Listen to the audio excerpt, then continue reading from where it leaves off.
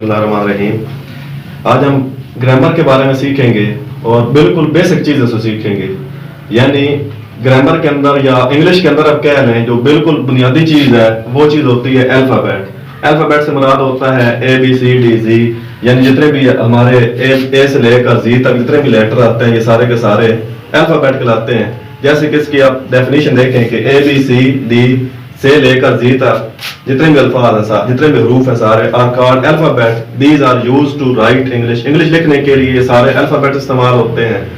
These are also called letters. इनको letters भी कहते हैं। यानी ये जो ABCD से लेकर जी तक जितने भी हमारे हरफ हैं इनको हम अल्फाबेट भी कहते हैं और इनको हम लेटर भी कहते हैं।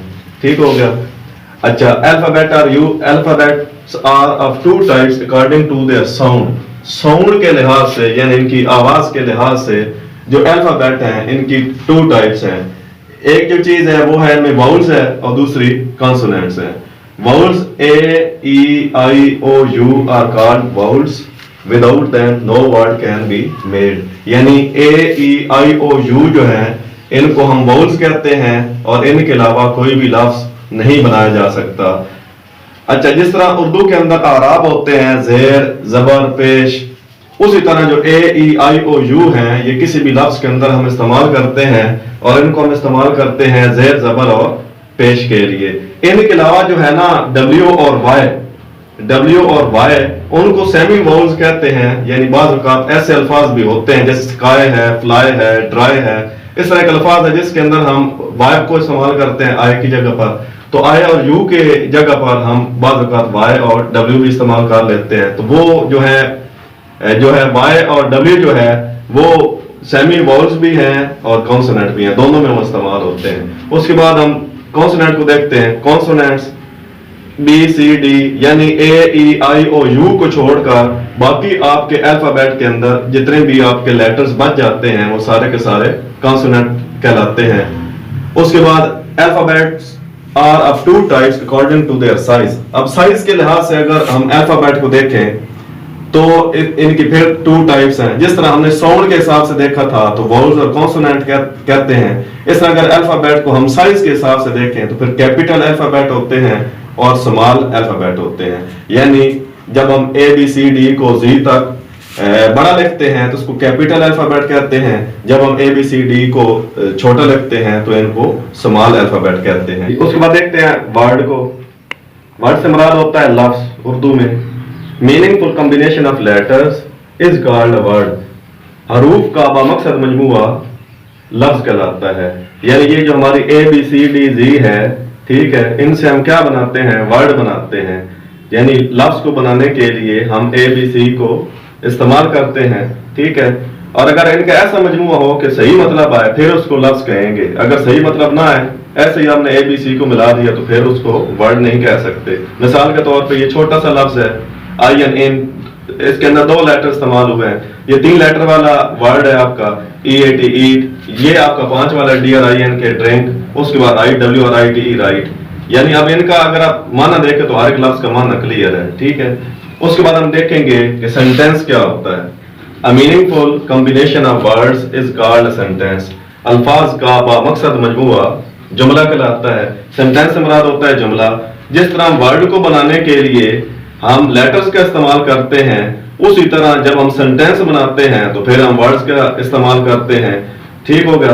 तो जो वर्ड है वो मीनिंगफुल कॉम्बिनेशन ऑफ लेटर्स है और जो सेंटेंस है वो मीनिंगफुल कॉम्बिनेशन ऑफ वर्ड्स है। यानी अल्फाज का ऐसा मजमूआ जो पूरा मतलब दे। मिसाल के तौर पर for example God is one, खुदा एक है। आई लिव इन पाकिस्तान, मैं पाकिस्तान में रहता हूँ। अब इसमें देखें ये अल्फाज का मजमूआ है लेकिन पूरा एक जुमला है, पूरा मतलब दे रहा है। ये भी अल्फाज का मजमूआ है और पूरा जुमला है, पूरा मतलब दे रहा है। उसके बाद a sentence has two parts. आगे सेंटेंस के हिस्से होते हैं, यानी सेंटेंस से आगे इसके पार्ट्स हैं। A sentence has two parts, subject predicate. अब एक सेंटेंस के कितने हिस्से हो गए? दो हिस्से हो गए। एक उसका हिस्सा जो है वो सब्जेक्ट है और दूसरा जो है वो प्रेडिकेट है। अब हमें पता होना चाहिए कि सब्जेक्ट क्या है और प्रेडिकेट क्या है।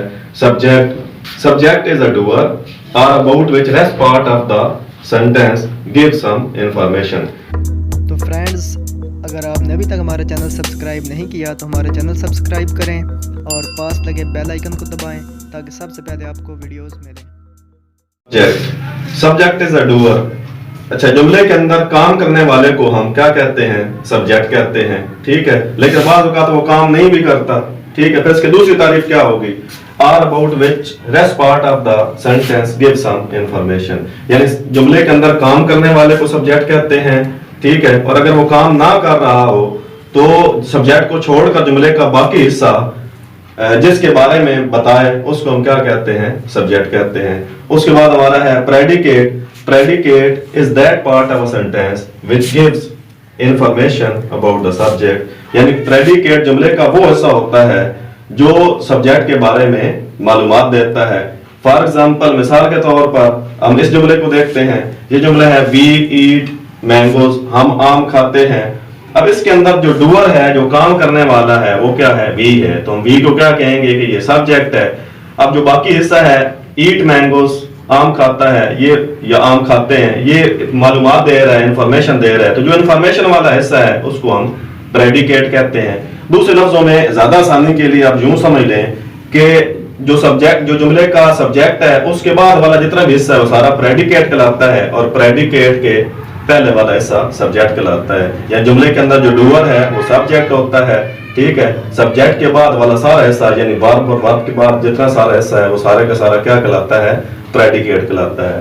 तो इस लेक्चर के अंदर हमने देखा अल्फाबेट, अल्फाबेट के साथ हमने फिर उसको देखा साउंड के लिहाज से वोवल्स और कॉन्सोनेंट। फिर हमने देखा अल्फाबेट को साइज के हिसाब से, तो उसमें कैपिटल और स्मॉल लेटर्स होते हैं। फिर हमने देखा कि जो वर्ड है वो कॉम्बिनेशन होता है लेटर्स का, ठीक है। और उसके बाद हमने सेंटेंस को देखा कि अल्फाज मिलकर क्या बनाते हैं? सेंटेंस बनाते हैं। उसके बाद हमने देखा कि सेंटेंस के दो हिस्से होते हैं, एक सब्जेक्ट होता है, एक प्रेडिकेट होता है। फिर हमने सब्जेक्ट को देखा कि सब्जेक्ट जुमले के अंदर काम करने वाला होता है या जिसके बारे में जुमला मालूमात देता है।